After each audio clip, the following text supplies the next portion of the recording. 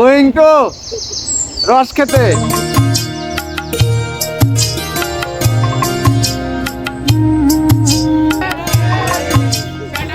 আজকে আমাদের ভীষণ রস খাওয়া, আর আমাদের টিম আছে মোট 4টা বাইক।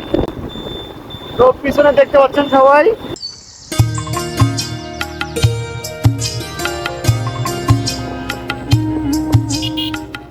আমরা প্রায় 5 কিলোমিটার বাইক রাইড করেছি আসলে রস খেতে আসার জন্য। তাই এসে আমাদের এই যে বাইকের অবস্থা দেখতে পাচ্ছেন, হাতের সবার হাত একবারে জমে গেছে। তো এত কষ্ট করে আসলে এই রসটাই আমরা খেতে এসেছি, এটাই মেন উদ্দেশ্য।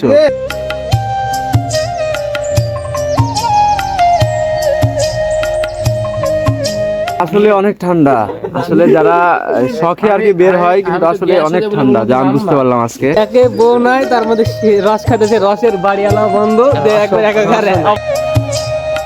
আমরা অবশেষে যেখানে রস খেতে এসেছি তাদের বাসার সামনে আমরা এখন অবস্থান করছি। আজকে পাবো, খেতে পাবো রস? হ্যাঁ অবশ্যই, গাছ ওইদিকে লাগানো আছে।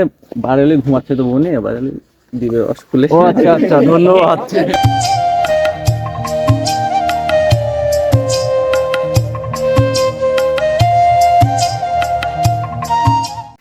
রস আসে খাতে পাবো আমরা? হ্যাঁ অবশ্যই। এখন আসলে একবারে খেজুরের যে গাছটা রয়েছে আসলে সেইখানে আমরা যাচ্ছি। আসলে অনেক ঠান্ডা, এই জন্য হাত গরম করবো একটু আগুন জ্বালিয়ে। তো আমাদের ছোট ভাই দেখতে পাচ্ছেন কলা গাছের যে ছোবড়া আছে এটা নিয়ে আসলো। আজকে অনেক শীত, এই জন্য আমরা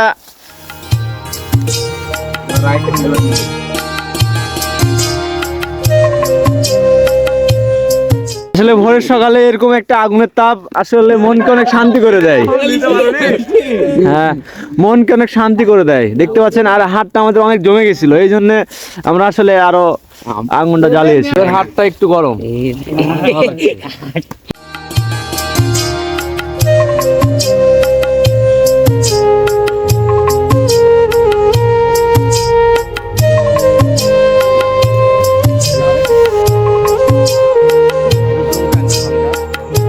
দেখুন আমাদের গাছি ভাই কি কষ্ট করে খেজুর রসটা আমাদের নামিয়ে খাওয়াচ্ছে। আসলে ভাইয়ের কাছে আমরা অনেক কৃতজ্ঞ, দেখতে পাচ্ছেন।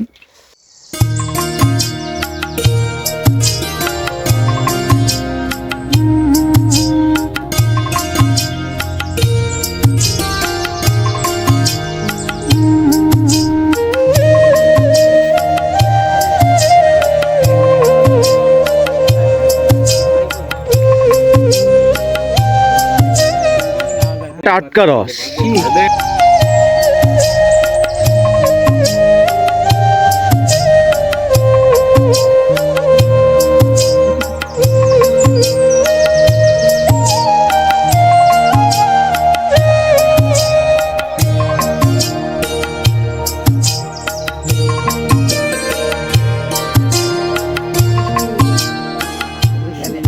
আমরা প্রায় 8 থেকে 10 জন ছিলাম, তো রস খেতে আসছিলাম এই যে ভাইয়ের এখানে।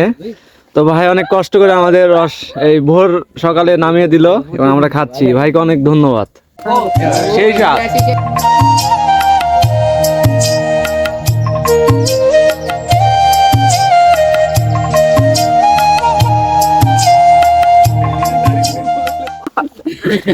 রস খাওয়ার পুরো মুহূর্তে আমরা একটা করে ফটোশুট করছি, দেখতে পাচ্ছেন।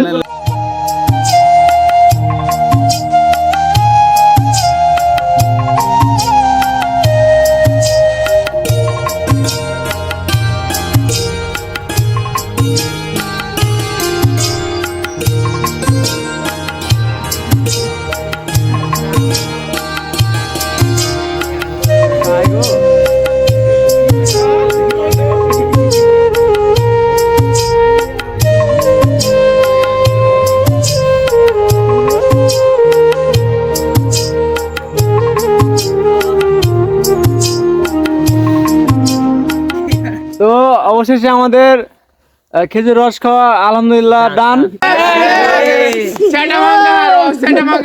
বড় কথা, এখন গাড়ি চালানোর সময় কেউ যদি শুয়ে যায়, কর্তৃপক্ষ দায়ী না। গাড়ি